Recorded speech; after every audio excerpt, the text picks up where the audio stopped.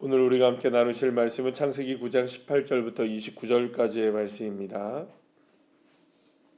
창세기 9장 18절부터 29절 함께 하도록하시겠습니다. 방주에서 나온 노아의 아들들은 셈과 함과 야벳이며 함은 가나안의 아버지라. 노아의 이 세 아들로부터 사람들이 온 땅에 퍼지니라. 노아가 농사를 시작하여 포도나무를 심었더니 포도주를 마시고 취하여 그 장막 안에서 벌거벗은지라.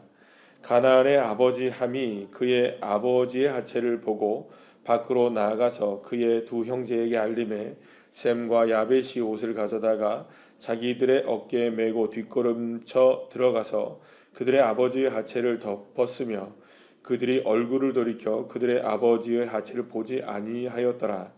노아가 술이 깨어 그의 작은 아들이 자기에게 행한 일을 알고 이에 이르되 가나안은 저주를 받아 그의 형제의 종들의 종이 되기를 원하노라 하고 또 이르되 셈의 하나님 여호와를 찬송하리로다. 가나안은 셈의 종이 되고 하나님이 야벳을 창대하게 하사 셈의 장막에 거하게 하시고 가나안은 그의 종이 되게 하시기를 원하노라 하였더라. 홍수 후에 노아가 350년을 살았고 그의 나이가 950세가 되어 죽었더라. 아멘.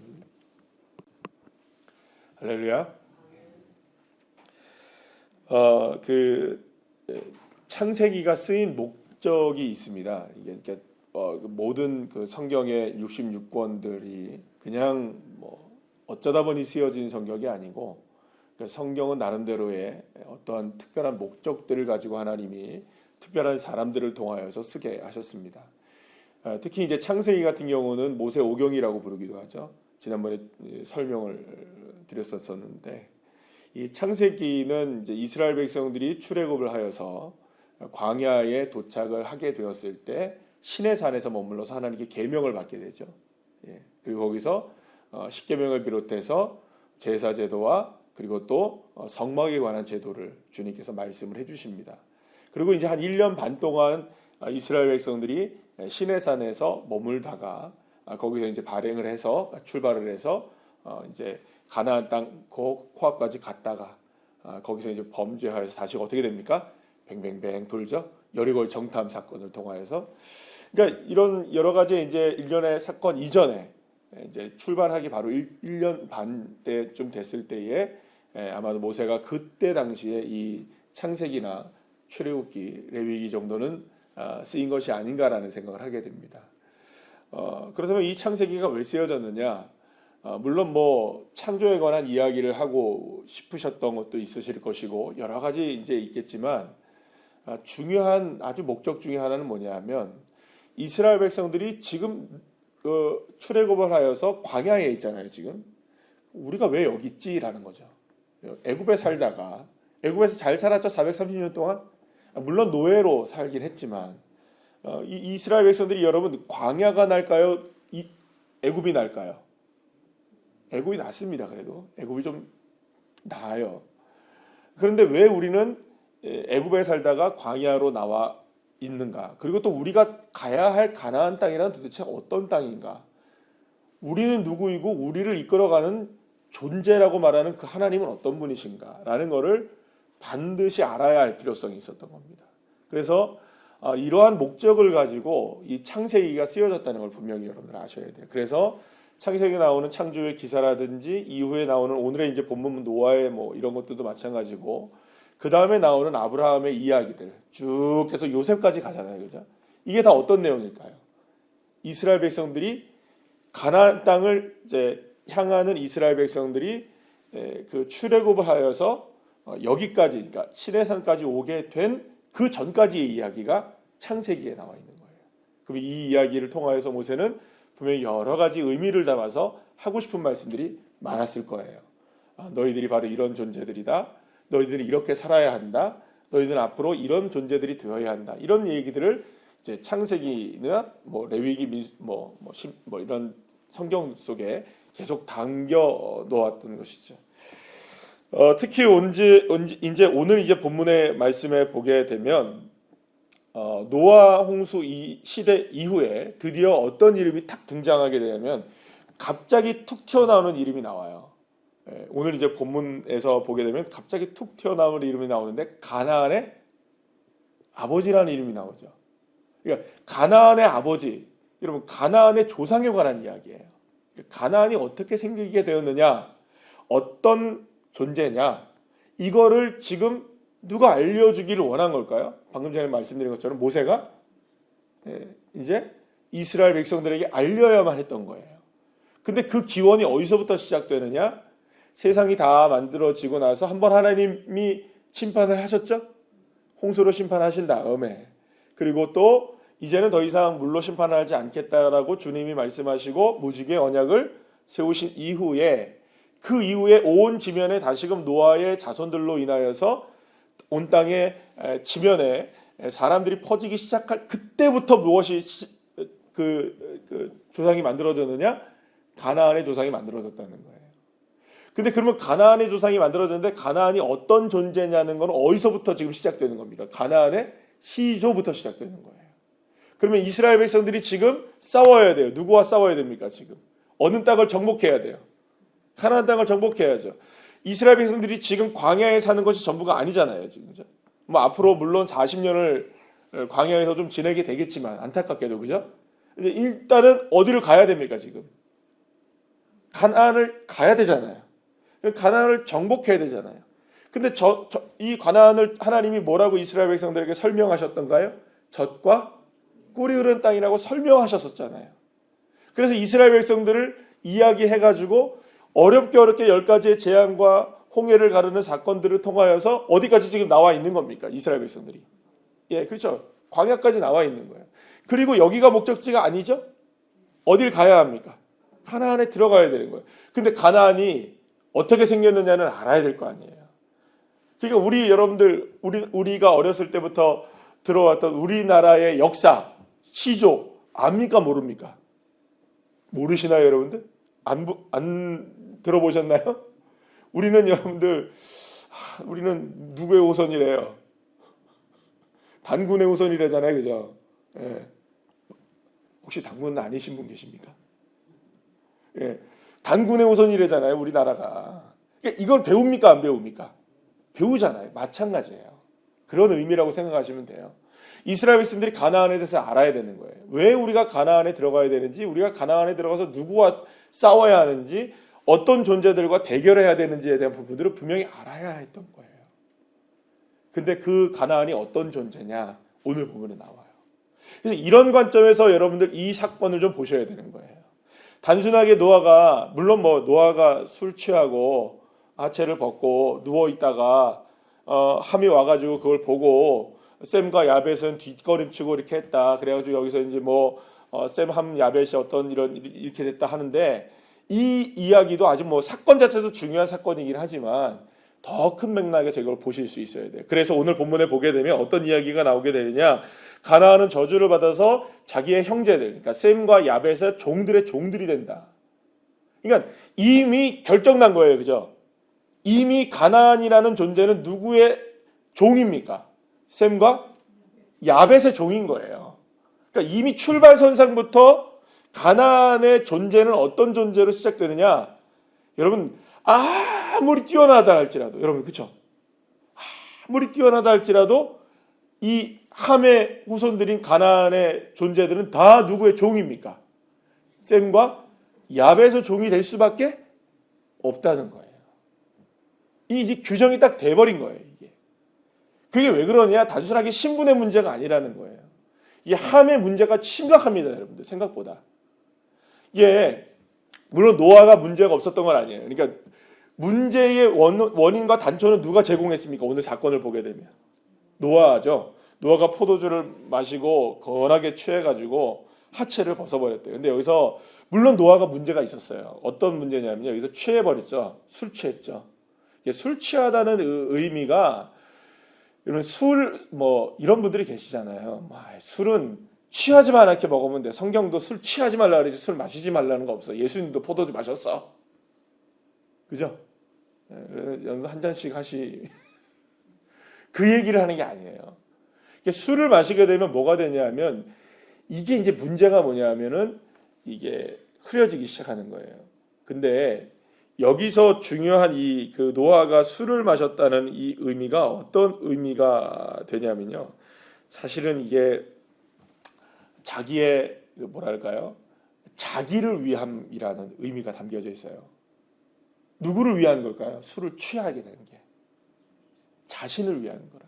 그러니까 지금까지는 노아가 누구를 위해 살았어요? 계속 하나님을 위하여 살았죠. 늘 하나님의 이름을 부르고 늘 하나님의 얼굴을 바라보며 동행하며, 그죠? 예. 그렇게 의인이요 완전한 자라고 칭함을 받았던 사람이 한번 자기가 만들어 놓은 포도원이 너무나 아름답게 열매를 맺고 그 안에서 나온 포도주가 너무나 좋았던 거예요. 그래서 거기서 한 잔을 했다가 이 한 잔을 했던 이 술 취한 것이 누구를 만족하기 위한 것이었느냐? 자기를 만족하기 위함이었다. 여러분, 사랑하는 여러분, 우리의 시선이 나에게 머물기 시작할 때요, 필경 문제가 생기기 시작합니다. 이건 하나님 자녀들에게 적용되는 이야기죠. 세상 사람들이야 여러분들 다 자기를 위해 살죠. 근데 우리는 구조상 그러면 안 되는 사람들인 거예요. 왜요? 우리는 누구의 자녀들이니까. 그러니까 필경 나를 향하여서 이게, 그러니까 여러분들 그 기본적으로 우리가 이야기를 하기 시작하면 다 누구 얘기하기 좋아하죠? 우린 다 자신 얘기 좋아하죠. 예. 그런데 모든 이야기의 중심을 자기로 끌어가는 사람들은 여러분 자꾸 대화하기가 좋은가요? 싫은가요? 네, 싫어요. 여러분들 싫으시잖아요. 네. 마찬가지예요. 나의 삶에도 나의 삶의 이야기를 자꾸 나에게 몰입시킬 때 노아와 같은 인생이 될 수 있어요, 여러분들.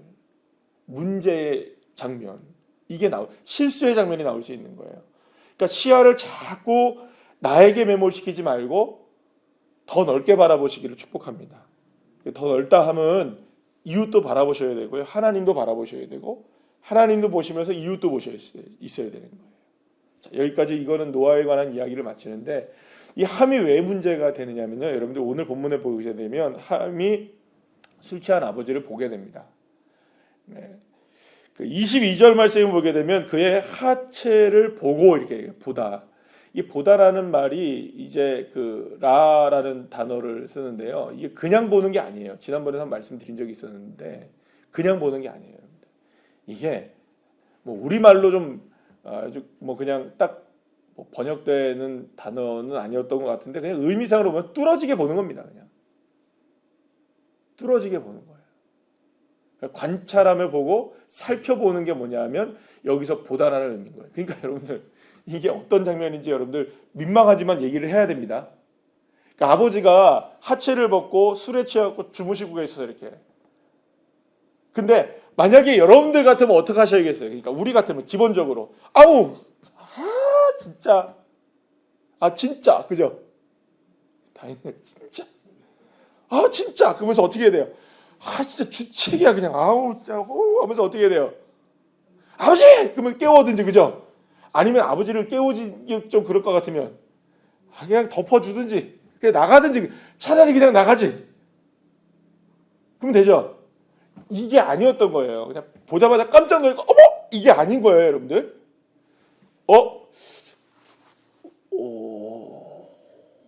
이거예요.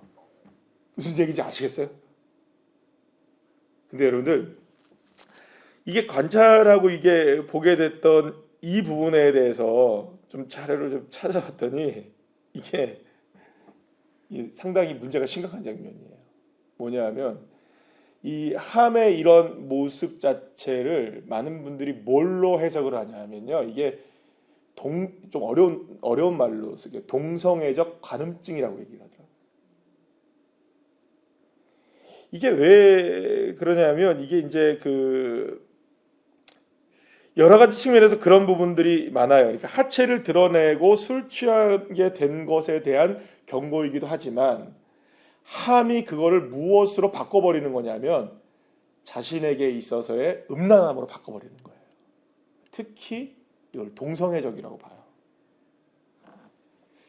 그래서 이 부분이 그러면 도대체 어떻게 이렇게 될 수 있을까 보면 그 하박국 2장에 보게 되면 15절 말씀에 보게 되면 이 하체를 드러나는 것에 대한 저주의 이야기가 나와요. 그런데 이 부분을 어떻게 본 겁니까? 근데 그러니까 하체를 드러내는 것 자체가 음란한 행위인데 이 음란한 행위 자체를 무엇으로 보고 있는 겁니까? 뚫어지게 보고 있는 거예요. 이 장면. 그리고 이 장면도 그렇지만 그리고 나와서 누구에게 이걸 알립니까? 형과 동생에게 알려요. 그래서 결국에는 이 셈과 야벳은 어떻게 합니까? 아버지 하체를 여기 본명이 나오죠. 그죠? 보지 않았다라는 얘기가 나와요. 그러니까 형님과 동생은 함과 같지 않았다는 거예요.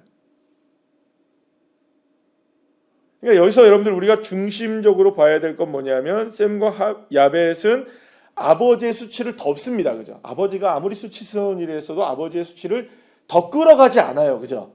거기서 마무리 짓죠. 그런데 함은 어떻게 합니까? 아버지의 수치를 드러내고 끌고 가요. 여러분 이게 죄의 본질인 겁니다. 죄입니다. 이게. 그러니까 아버지를 욕되게 만들어버린.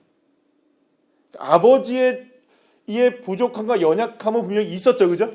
그러나 이걸 자기도 막을 수 있었는데 그거를 음란하듯 바라보고 그를 죄로 만들어버리는 그 장면에서 이 함은 결정적인 잘못을 한 거예요. 그래서 결국에는 이 장면을 통해서 함은 어떻게 되느냐? 형님과 동생의 종이 되고 되는 이런 모습들이 되게 되었다는 것이죠. 사랑하는 여러분, 하나님의 자녀라 함은요, 죄악의 모습을 벗어날 수는 없을지 모릅니다. 그죠? 우리의 삶 속에서 펼쳐지고 있는 수많은 죄악의 모습들이 있나요, 없나요? 우리도 다 죄에 노출되어 있습니다. 그죠? 우리도 죄를 짓나요, 안 짓나요? 짓습니다. 그러나 그 죄가 우리의 삶에 적용되거나 혹은 거기에 오염되거나 확산되지 않게 만들어야 될 책임이 누구에게 있나요? 나에게 있어요. 그러려면 어떻게 해야 됩니까? 여러분, 늘 언제나 주님과 동행하고 주님을 바라보는 자리에 서고 어떻게 우리의 삶 속에서 음란함으로 빠질 수 있는 이런 모든 것들과 술 취할 수 있는 모든 것들을 끊어내는 처절한 무엇이 필요할까요, 여러분들? 애씀과 노력이 필요하겠죠. 그런데 노아의 범죄의 사건, 이 함의 모습들을 보게 되면 노아도 거기에 실패했던 반면 함도 여기에 커다란 실수를 하게 된 것이죠. 결국은 세상과 맞서 싸워야 될 그 죄악과 맞서 싸워야 될 이 사람들이 여기에서의 실패를 보여주게 된 것이고요. 그렇다면 이제 이런 이야기가 이제 누구에게 주어지는 것이냐 이런 거죠. 이스라엘 백성들이 이 장면을 이제 알게 되었어요. 가나안은 이런 존재였구나. 셈과 야벳의 종들이 되어야 되는 존재구나. 그럼 왜 그들이 종들이 되었을까? 어떻게 했기 때문에 종들이 되었을까? 그럼 어떻게 보면 우리는 그들을 이길 수 있을까? 그죠? 어떻게 하면 그들을 정복할 수 있을까? 어떻게 하면 우리가 가나안 땅에 들어가서 그들을 정복하며 그들을 쫓아낼 수 있을까? 우리는 가나안의 새로운 주인이 될 수 있을까? 명백하죠. 딱 나오잖아요. 이제 누구처럼 살면 됩니까? 이제 셈과 함과 야벳의 길 중에. 그래도 여러분들 3명 중에 2명이면 우리가 확률적으로 보면 거의 65% 이상은 먹고 들어가는 거죠. 그죠? 가능성이 있나요, 없나요?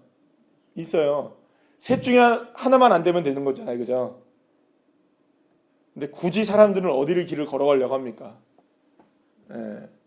함의 길을 걸어가려고 하는 거예요. 셈과 야벳과 같이 죄를 바라보는 것이 아니라 나에게 끌리는 대로 살아가는 것이 아니라 그걸 등지며 살아가는 겁니다. 세상을 등지며. 그러니까 세상과 상관없이 살라는 말이 아니라 죄를 등지며 살아가는 인생. 유혹할 수 있는 상황들이 우리에게 와도 그걸 등지며 누구를 바라보는 거예요? 등을 지고 세상을 등을 지고 하나님을 바라보고 우리의 시선은 언제나 누구를 바라보고 하나님을 바라보고. 그러니까 그러니까 오직 우리가 예수 그리스도를 바라보고 오직 하나님의 은혜를 바라보며 오직 믿음으로 산다, 오직 말씀으로 산다라는 이 말은요, 결코 우리가 그냥 세상도 바라보고 여기도 바라본다는 의미가 아닌 거예요. 그건 등 져버리는 거예요.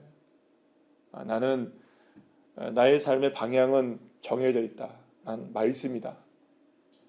나는 믿음이다. 나는 은혜로 산다. 난 예수로 산다. 이 방향성이 확실하지 않으면 우리도 언제든지 누구의 삶을 살아갈 수 있을까요, 여러분들? 함이 될 수 있는 거예요. 그러니까 결국에는 사랑하는 여러분, 저와 여러분의 삶 속에서 굳이 우리가 종의 모습으로 살아갈 필요가 없잖아요. 우리는 왕 같은 제사장들이고요, 그죠? 거룩한 나라이고 하나님의 소유된 백성이라고 주님이 우리에게 말씀해 주셨잖아요. 그러면 그것답게 살아가야 되잖아요. 그럼 우리는 누구를 향해 되느냐? 죄에게는 등지고, 그러니까 죄의 모습들이 우리에게 나타난다 하면 그냥 등 져버려야 됩니다. 은혜의 자리를 향해서 나가야지. 그러니까 예수를 믿으면서도 교회 생활을 하면서도 신앙 생활을 하면서도 안타까운 점들이 뭐냐 하면요, 여러분들 목회자로서 우리가, 여러분들도 아마 그렇게 보시는 분들이 많으실 거예요. 안타까운 분들이 계시죠, 그죠? 주변에 보시면 우리 뭐 교인이 아니더라도 주변에 보면 예수 믿는 사람들이 있을 거 아니에요. 그럼 보면 안타까운 점들이 있습니까, 없습니까? 있어요. 어떨 때 제일 안타깝던가요, 여러분들? 은혜의 자리가 아니라 죄악의 자리로 갈 때, 또 하나님 앞에 순종하는 자리가 아니라 불신앙의 자리로 갈 때, 그때 여러분들 답답하시잖아요. 마찬가지입니다. 누구도 마찬가지일까요? 나도 마찬가지죠. 주님을 향하시기를 축복합니다. 가나안의 자리가 아니라 정말로 참된 이스라엘. 그래서 여러분들, 이스라엘이 결국에는 야곱이 이스라엘로 이름이 바뀐 거잖아요, 그죠? 그러면 이스라엘의 이름이 뜻이 뭐죠, 여러분들? 하나님과 겨루었다라는 거죠. 하나님과 겨루었다는 말은 무슨 말입니까? 하나님만 되면 하겠다는 의미가 있는 거예요. 그러니까 나는 누구를 향하겠다? 하나님. 그게 이스라엘입니다. 반대로 이스라엘이 정복해야 될 가나안은 누굽니까? 하나님을 등진 존재들이라는 거예요. 그럼 하나님을 등진 존재들을 싸워서 이기려면 어떻게 이길 수 있나요? 하나님의 등진 세상으로는 이길 수가 없는 거예요. 누구만 바라보면 됩니다. 주님만 바라보십니다. 그러면 우리에겐 승리인 거예요. 오늘 이 말씀을 통해서 여러분들의 삶 가운데 정말 오직 주님을 바라보는 그런 믿음의 삶으로 또다시 오늘도 새롭게 되어지는 자녀들 되시기를 축복합니다. 기도하시겠습니다.